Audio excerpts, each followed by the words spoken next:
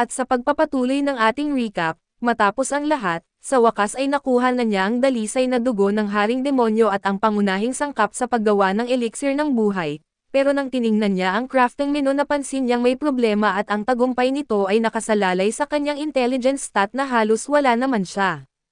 Kahit na ganoon sa kabila ng lahat ng posibilidad ay nagawa niyang magluto ng 6 na elixir ng walang kahirap-hirap, ngayon ang totoong pagsubok ay magiging epektibo kaya ito at bago pa siya mag-overthink, dumating si Iron dala ang bangkay ng lumilipad na butiki mula kanina. Hindi pinalampas ni Jinwoo ang pagkakataon at agad na kinuhanan ito ng anino kaya't nadagdagan ng isang wyvern ang kanyang hukbo, napakalaki ng halimaw na ito at sa tingin pa lang ay halatang kakaiba ito sa lahat. Si Elel naman ay agad na nilait si Jinwoo dahil nakalimutan nito ang pangalan ng wyvern, kaya naman ginawa niya ang pinaka-Jinwoo na bagay na pinangalanan niya itong Kaisel sa mismong oras na iyon. Ang prinsesa ay sobrang natuwa at sinabing makakasakay sila kay Kaisel pauwi kaya't hindi na sila magtatagal sa daan, tiyak din na bibigyan sila ng engranding piging ng kanyang ama bilang pasasalamat, samantala sa gitna ng lahat ng mga gantimpala ay nakuha ni Jinwoo ang isa sa pinaka-overpowered na kakayahan na Shadow Exchange.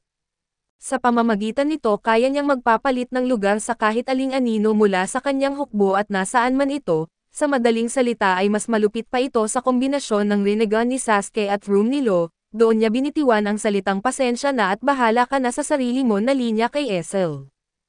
Ang kanyang kastilyo ay nasa ika-20 palapag sa ilalim ng lupa at masyadong malayo iyon para lang sa isang marangyang hapunan, halos umamin na si Essel sa kanyang nararamdaman pero bago pa siya makapagsalita, napalitan na ni Jinwoo ang kanyang posisyon sa isa sa kanyang knights at agad na nag-teleport sa isang eskinita sa kanilang bayan.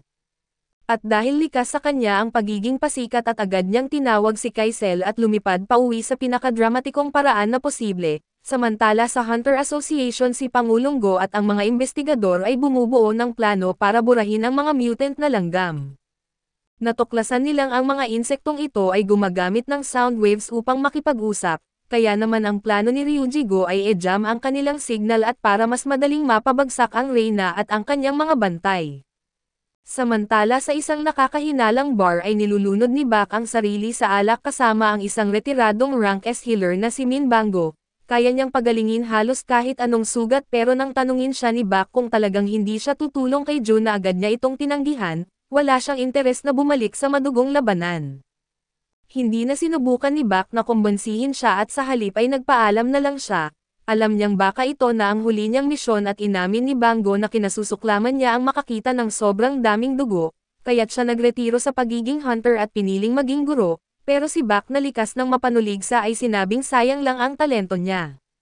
Sa ospital naman ay dumating si Jinwoo para makita ang kanyang natutulog na ina na tinuturing niyang isang tunay na prinsesa sa kanyang paningin. Naalala niya ang araw na nasunog ito habang pinoprotektahan siya at ito na ang pagkakataon.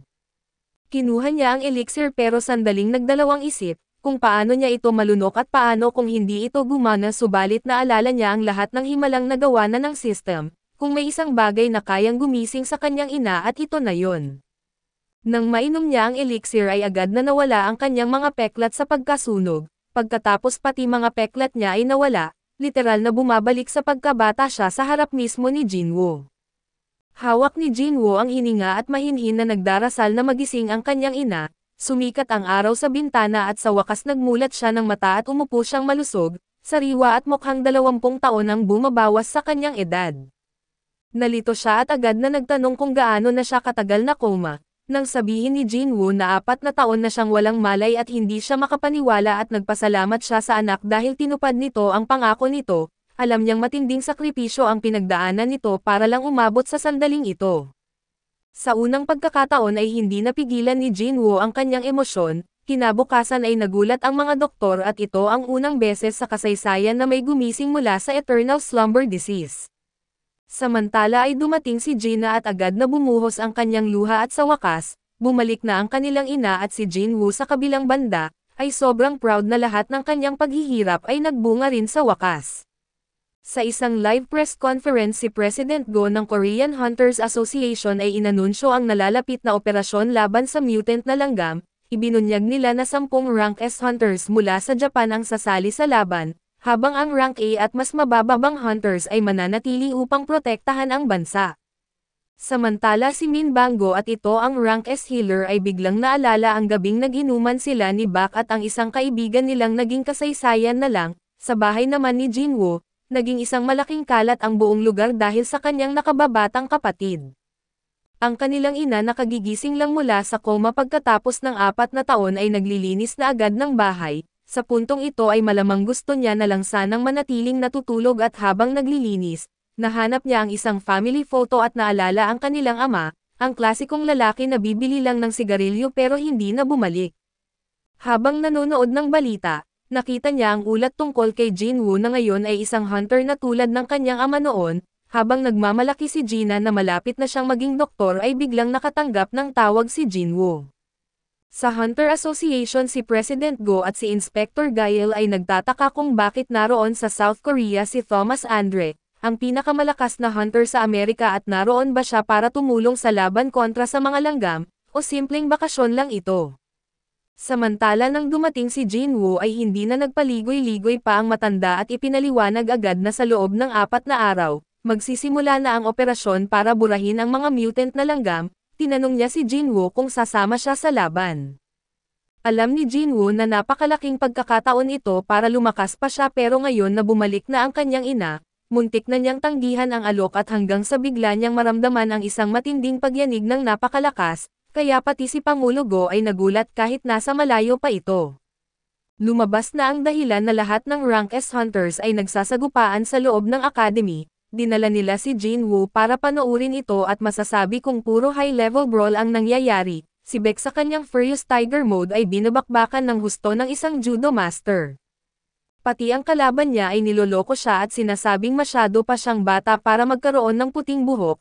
Ipinaliwanag ni Pangulo Go na bihira lang magkaroon ng pagkakataon kung saan lahat ng rank S hunters ay nasa isang lugar. Kaya naman ang matinding enerhiyang naramdaman nila kanina ay dulot lang ng kanilang sparring. Nagulat si Jinwoo nang makita si Beck na nahihirapan pero biglang lumitaw si Choi na nagsabing kapag nagseryoso si Beck, hindi tatagal si Dongwak na kahit isa rin siyang rank S at leader ng isang guild. Tinanong ni Jinwoo kung bakit hindi pa siniseryoso ni Beck ang laban gayong malakas ang kanyang kalaban. Ipinaliwanag ni Choi na ayaw lang ni Beck lumaban ng todo sa harap ng maraming tao dahil kapag nag-transform siya ng buo, nagiging isang napakabangis na halimaw na kahit ang Diablo mismo ay matatakot. Samantala ay dumating na ang mga Japanese rank S hunters na pinangungunahan ni Ryuji Go. Isa sa mga Japanese hunters ang napansin ng isang lalaki na nakatayo sa itaas nila kaya't nagtanong kung sino ito. Ipinaliwanag ng kanyang assistant na si Jinwoo ay kakakuha lang ng kanyang rank S. Nararamdaman ni Goto ang nakaka-intimidate na aura ni Jinwoo at inisip niyang isa itong napakalakas na assassin, pero nang malaman niyang isang mage si Jinwoo ay nagulat siya ng husto. Samantala ay napansin ni Lim Teo na naroon ang batang sumisira sa debo ni Mong, at si Cha Hye-in naman ay diretsyong nagfa-fangirl kay Jinwoo na lahat ay nakatutok sa laban ni Beck at Karate Kid, pero tila hindi impressed ang assistant ni Goto sa mga Korean rank S hunters.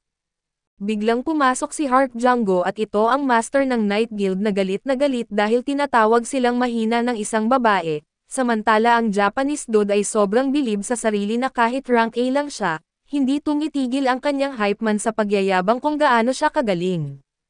Pero kinailangang makialam ni Cha para mapakalma ito at pagkatapos ay iminungkahi ni Goto ang isang palakaibigang torneo sa pagitan ng rank S hunters ng Korea at Japan. Agad namang pumayag si Pangulong Go na sinabing dapat alisin sa laban ang mga mage at mga hindi pangkombatanteng hunter.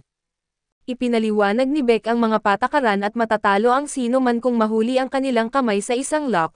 Matamaan sa likod o tumama sa lupa ang kahit anong bahagi ng katawan maliban sa kanilang mga paa.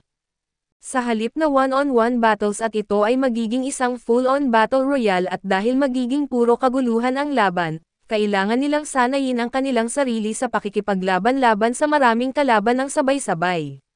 Sa Team Korea ay kasama nila si Cho na yung mukhang palaboy, kasama si Cobra Kai at ang Big Tiger. Sa Team Japan naman may 4 silang malupit na hunters na nagyayabang at sinasabing madudurog nila ang Team Korea.